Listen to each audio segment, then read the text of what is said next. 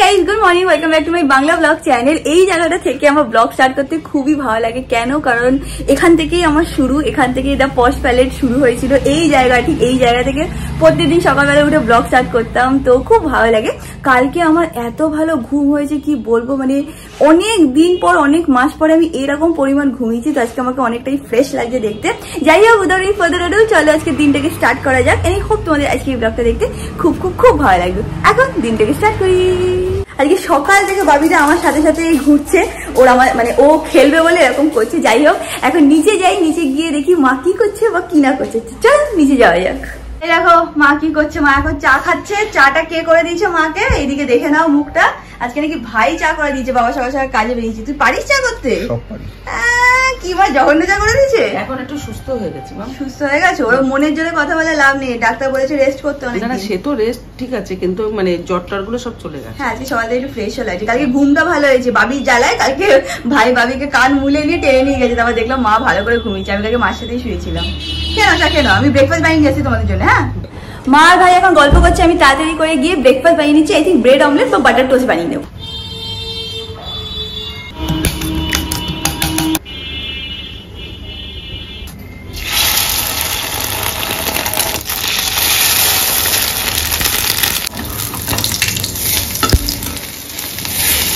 এখন breakfast ready হয়ে গেছে, তাড়াতাড়ি করে গিয়ে মাকে দিচ্ছি। আই থিঙ্ক হালকা একটু পুড়ে গেছে নাকি, এটা ঠিকই লাগছে বুঝতে পারছি না। মাকে গিয়ে দিয়ে এবার মাকে আর ভাইকে ব্রেকফাস্ট করে দিয়ে দিয়েছি। বাবা আজকে খুব সকাল সকাল বেরিয়ে গেছিল। ইনফ্যাক্ট আমি ঘুম থেকে ওঠার আগেই বাবা বেরিয়ে গেছিল, তো বাবার সাথে এখন অবধি দেখা হয়নি। দুপুরবেলা যখন কাজ থেকে ফিরবে তখন দেখা হবে। আজকের জন্য একটা রান্নার লোক আমরা রেখেছি, কালকেও বলেছি আসতে, মানে টুমরো, কালকেও আসতে বলেছি, 2-3 দিনের জন্য বলেছি ওনাকে আসতে। দিদি ফিক্স করে দিয়েছে, আমার বড় মাসির কাছে এরকম অনেক নাম্বার থাকে, কারণ এতজনের রান্না আমি ফুললি করে উঠতে পারবো না। 4 জন আমরা প্লাস বাবির জন্য আলাদা করে রান্না করতে হয়, তো ওটা একটু ডিফিকাল্ট হয়ে যাবে। তো উনি এক্ষুনি চলে আসবে। ব্রেকফাস্ট আমি কেন করে দিলাম, কারণ ওরা আস্তে আস্তে বলছে 12টা 12:30 হয়ে যাবে, তো অতক্ষণ তো মা না খেয়ে থাকতে পারবে না, তো সেই জন্য ব্রেকফাস্ট আমি করে নিলাম। এখন আমি আর মা বসে একটুখানি গল্প করবো। মা এখন ফাইনালি এসে এখানে একটুখানি বসেছে। এই জায়গাটা মার নাকি সবচেয়ে ভালো লাগে, তোমাদেরকে দেখিয়ে দিচ্ছি এখান থেকে ভিউটা। দাঁড়া ওয়াইড অ্যাঙ্গেলে দেখে, তাহলে তোমরা বুঝতে পারবে। এখানে এত সুন্দর লাগে, ছোটবেলা থেকে আমার এই জায়গাটা সবচেয়ে খুব সুন্দর লাগে। সবাই বলছে রুম টুর দিতে, বাট এখনো দেওয়া যাবে, কারণ অনেক কিছু বাকি রয়ে গেছে না, ওই ফার্নিচার। হ্যাঁ, ওইখানে বেসিন বসানো বাকি রয়ে গেছে, সোফা, তো ওইগুলো পুরো কমপ্লিট হয়ে গেলে তখন আমরা রুম টুর দিয়ে দেবো, তাই তো? আমি বিষয়টা ঠিক লাগছে মা? হ্যাঁ, করে ঠিক আছে, দুর্বল লাগছে, এমনি ঠিক আছে। এমনি জ্বর ফর না গায়ে নেই, আমি মাকে দেখেছি টেম্পারেচার মেপে, জ্বর নেই, কিন্তু উইকনেস আছে। কেন? এত ঠান্ডা লেগে গেছিল, কথাই বেরোচ্ছে না মা। কি সারা ট্রেনে এসি, হ্যাঁ সারা প্লেনে এসি, তোদের ওখানে ওরকম হাওয়া, হ্যাঁ বাড়ি এসে এসিদের মানে চারিদিক দিয়ে একটা মানে অরাজকতা হয়ে গেছে। যেটা মা তোমাদেরকে বললো সেটা হচ্ছিল, আমাদের এখানে এখনো অনেক কটা কাজ বাকি আছে। এই রুমটা রেনোভেশন হয়েছে, রান্নাঘরে কিছুদিন আগে রেনোভেশন হয়েছে, তো পুরো বাড়িটাই রেনোভেশন হচ্ছে, কিন্তু এখনো এটা ফুললি কমপ্লিট হয়নি। ফুললি যখন কমপ্লিট হবে, আমি জুলাই মাসে তো আবার আসবো, তখন ততদিনে আশা করছি ফুললি কমপ্লিট হয়ে যাবে। তখন তোমাদেরকে প্রপারলি হাউস ট্যুর করে দেখিয়ে দেবো। অনেকে জিজ্ঞেস করছে কি জানো তো মা, বলছি তুমি কোথায় আছো, কোথা থেকে ব্লগ করছো? এটা আমাদেরই ওই বাড়ি যেখানে আমি আগে থাকতাম। তুই তো আবার এত মানে কাজ এসব, তোর কাছে তো একটা কেমন লাগে যেই তুই পুনে গেছিস সঙ্গে সঙ্গে স্টার্ট করে দিচ্ছিস। হ্যাঁ সত্যি, আমার কাজে খুব অসুবিধা আছে, সে ঘ্যাঁ ঘ্যাঁ ঘ্যাঁ এই আওয়াজে আমার খুব প্রবলেম হয়। আর এখন আমাদের পুনেতেও পাশে ওই কনস্ট্রাকশন, আর সারাদিন রড কাটে, মাও গিয়ে দেখে এসছে। কি শান্তিতে ছিলাম গো পুনের ওই বাড়িটাতে, কোনো আওয়াজ ছিল না। এখন পাশে কনস্ট্রাকশন শুরু হয়েছে, ব্যাস আওয়াজই আওয়াজ। যাই হোক, আমার শাড়িগুলো নিয়ে আসবো, যেগুলো জামাই ষষ্ঠীতে কেনা হয়েছে, সেগুলো এখন মাকে একটু বসে বসে দেখাবো। বাবি এখন ঘুমাচ্ছে। মাকে এখন বললাম যে শাড়িটা এনেছে একটু ভালো করে খুলে দেখো যে তোমার পছন্দ হয়েছে কি হয়েছে। দেখতে পাচ্ছি না, সেটা ভালো ছিল না। মা বলছে অনেক কষ্ট করে তো ব্লগ গুলো দেখছি, সেটাও দেখতে পাচ্ছি না, এত কষ্ট হচ্ছে। বেনারসিটা ওটাও ভীষণ সুন্দর। মা অলরেডি ইয়েতে দেখে নিয়েছে না ব্লগে। কিন্তু কি বলতো, হ্যাঁ এত ভারী শাড়ি আর আনিস না, পড়তে পারো না।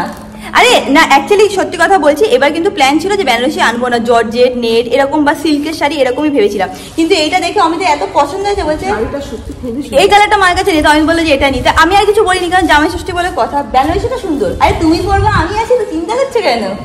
শাড়িটা ভালো লাগে, তুমি পরলে ভালো লাগে। কম বয়স না এত।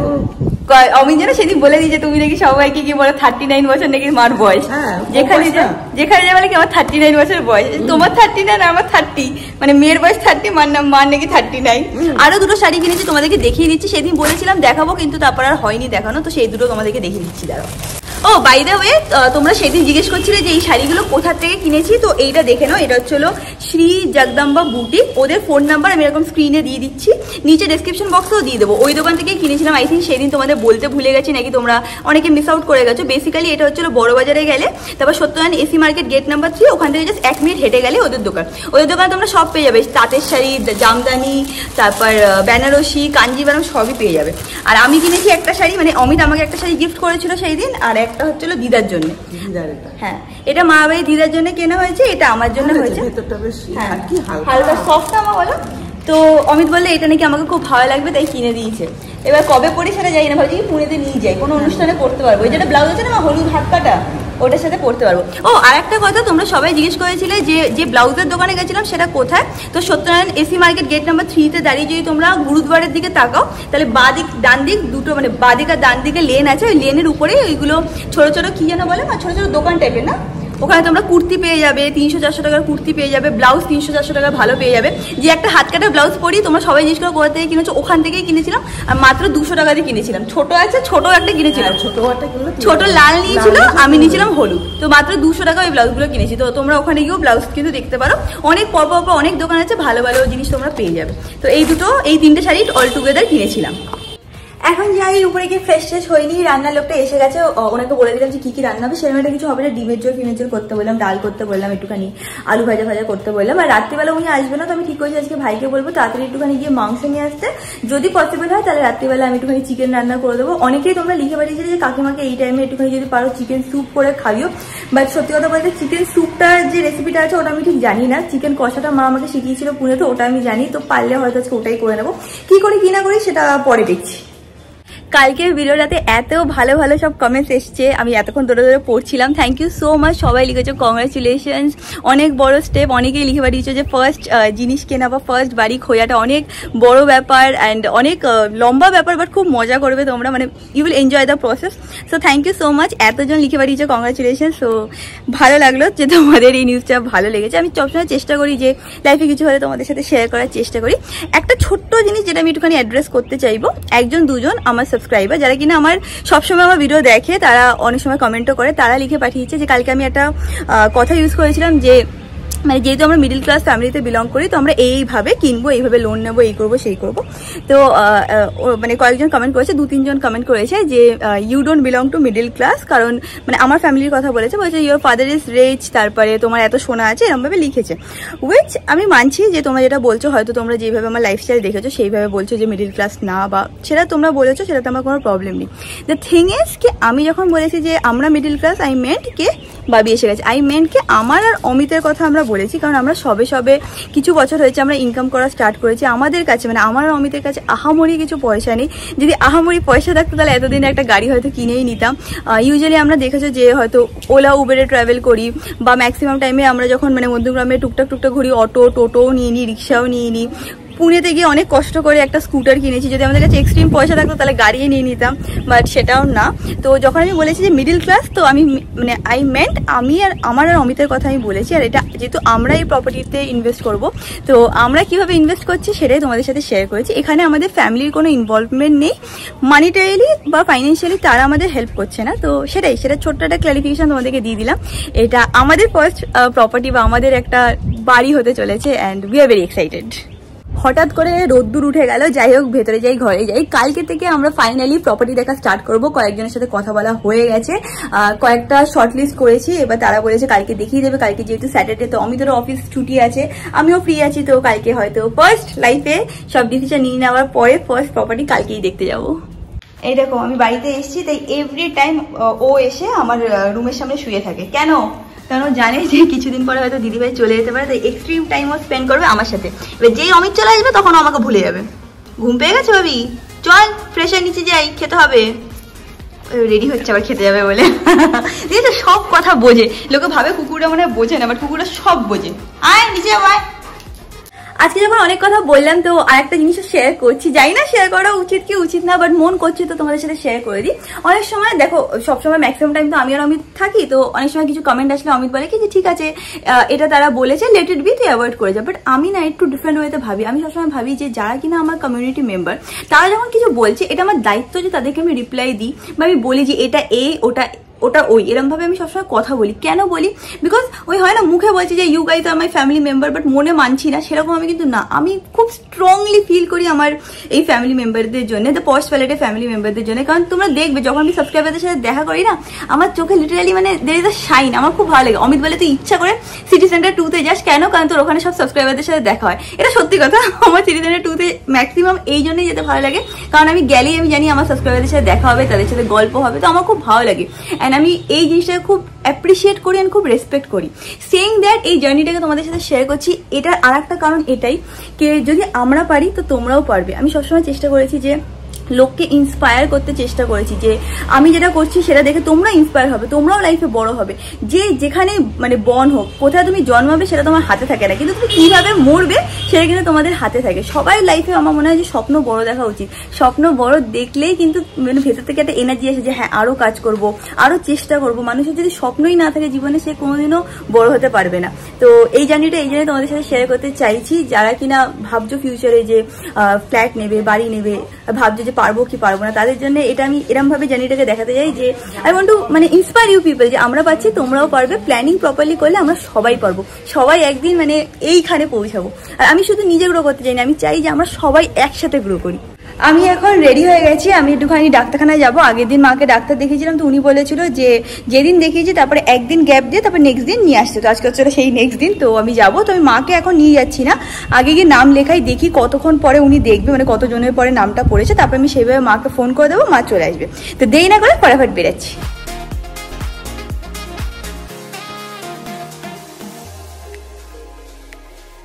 একটু তাড়াতাড়ি বেরোনো আর একটা কারণ ছিল, কারণ আমার কিছু জনের সাথে দেখা করার ছিল, তাদের সাথে দেখা করে নিয়েছি। টাইম ছিল 5:30, আমি তাড়াতাড়ি করে আসছি। টাইমে এসে একটু লেট হয়ে গেছে, তো এসে দেখে আমাকে ছুঁয়ে দেখছে যে আমি কি রিয়েল না, গাল ছুঁয়ে দেখছে যে খুব কিউট, রিয়েল আমি রিয়েল। বিশ্বাস হচ্ছে না। নাম তো বলো, কি নাম? এই নাম বলো। নাম ববি। নাম ভুলে গেছো মানে? নাম কি? মান্টি। তোমার নাম ববি। খুব ভালো লাগে তোর সাথে দেখা করে। কথা বলতে বলতে এখন মাও এসে গেছে, আমার মাকে সবাই ঘিরে দিয়েছে। আরেকজনের সাথে দেখা হচ্ছে, কি নাম বলে দাও? অঙ্কিতা। ও সবে পাস করছিল, মা বাবা বলছে আসবে, মা দেখে বুঝতে পারে কেতা। আমি জাস্ট পাস করছি, তারপর দেখলাম, দেখে ওই তো রিয়াঙ্কা। আমরা এখন বাড়ির দিকে যাচ্ছি, এখানে একদমই আলো নেই। আর মা বলেছে টোটোর অপোজিটে বসতে, এখানে নাকি বসলে একটু কম মানে ঝাঁকুনি হয়, তাই জন্য। তো ডাক্তারখানা হয়ে গেছে, বাড়ি গিয়ে তোমাদেরকে বলছে কি বললো বা কি না বললো। আমরা বাড়িতে এসে গেছি, ডাক্তার কি বললো সেটা তোমাদেরকে বলে দিচ্ছি। বললো যে এখন সেরকম একটা কিছু টেনশনের কারণ নেই, শুধু কাশি খুব হচ্ছে। তো বলেছে যে সিরাপটা আছে ওটা কন্টিনিউ করতে, প্লাস যে মেডিসিনগুলো দিয়েছে সেটা 5 দিনের চলবে, তো সেটাকেও কন্টিনিউ করতে বলেছে। আর বলেছে যে এই টাইমে বেশিরভাগ একটু রেস্ট দরকার, কারণ খুব হাই ডোজের অ্যান্টিবায়োটিক্স চলছে। প্লাস বললো যে একটুখানি শরীরটা নাকি উইকও আছে, তো যতটা রেস্ট নেবে ততটাই নাকি তাড়াতাড়ি ঠিক হবে। এর মধ্যে অমিত এসে গেছে, অমিত বাবির জন্য কয়েকটা খেলনাও নিয়ে এসেছে, সেই দিয়ে ওরা খেলছে। আমি তাড়াতাড়ি করে এখন মাকে একটুখানি টিফিন বানিয়ে দেবো, ওই পাউরুটি টোস্টই দেবো, কারণ মার ওটা খেতে আজকাল খুব ভালো লাগছে। আর একটুখানি চা করে দেবো।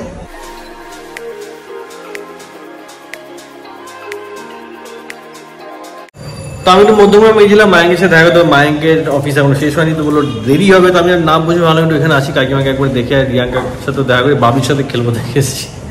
ওর সাথে ছিলাম, বাবি এতক্ষণ আমার সাথেই ছিল, এখন আর না পেরে গরমে ভেতরে চলে গেলো। এদিকে রিয়াঙ্কা আমার কাকিমার জন্য চা বানাচ্ছে, আর কি করছে ভগবান জানে। আর কি করছিস? টোস্ট করছে। তো করুক, এরা হয়ে গেলে তারপর ফ্যামিলি একটা চা খাই, একটু গল্প করবো। কি গল্প করবো জানি না, বাট আজকে কোনো না কোনো টপিক এখানে উঠেই যায়। রিয়াঙ্কাও তুলে দেয় আর আমরা সব সেই নিয়ে বসে পড়ি। রিয়াঙ্কা এখানে টোস্ট বানাচ্ছে, এখানে চা হয়ে গেছে, বেশি লিকার অল্প অল্প লিকার করবে। এদিকে টোস্ট 1-2 হয়ে গেছে, এখানে আরেকটা করছি। বুঝছিস? ছাকনি ছালনি, এই তো দেখতে পাচ্ছি সবুজ রঙেরটা। হ্যাঁ স্টিলের আছে, ওটা পাচ্ছি না খুঁজে, তুই যা আমি দিচ্ছি যা। এটা হচ্ছে হলো মার টিফিন, আর এটা হচ্ছে হলো পেপার কাপ হয় না ওইগুলো, কারণ চায়ের বাসনগুলো সব এঁটো আছে, তো অনেকগুলো পেপার কাপ ছিল, তো ভালো সেটা দিয়ে দিই। আর মা ইউজুয়ালি টিফিন করে না, বাট ডাক্তার বলেছে বিকেলবেলা কিছু খাওয়াতে, নাহলে নাকি উইকনেস হবে। এরকম নিয়ে এসছি তোমার জন্য টিফিন করে। কি করছিস? এরকম আমার পাগল বড় ঘরের মধ্যে সানগ্লাস পরে বসে আছে। সর ভাবি, পড়ে যাবো আমি, সর। দেখো দেখো দেখো, ভয় দেখাচ্ছে। এরা মা প্রত্যেকদিন টিফিন করবো বিকেলবেলা, ডাক্তার কি বলছে শুনেছো তো? প্রত্যেকদিন টিফিন যেন স্কিপ না হয় বলেছে, বুঝেছো? উত্তর দেয় না। বাবিকে একবার তোমরা দেখো, মা এখানে কেন পাউরুটি খাচ্ছে, এখানে টপ টপ করে ওর এখান থেকে লোল পড়ছে। সব খাবে, হজমি পর্যন্ত খেয়ে নেয় জানো। মা খেলেই ওর খেতে হবে। কি চাই বাবি? ওই দেখো টপ টপ তোমার দেখতে পাচ্ছ না তো, ক্যামেরায় তো উঠছে না, কিরম লাল করছে রে, পুরো টপ টপ টপ টপ লাল করছে, সব খাবে। অমিত এখন চলে গেছে, বাবির খুব দুঃখ হয়েছে যে কেন ও চলে গেছে। যাই হোক আমি তাড়াতাড়ি করে গিয়ে ডিনারটা বানিয়ে ফেলি, কারণ চিকেন রান্না করতে একটু টাইম লাগবে আমার, তো ফটাফট ডিনার বানাই।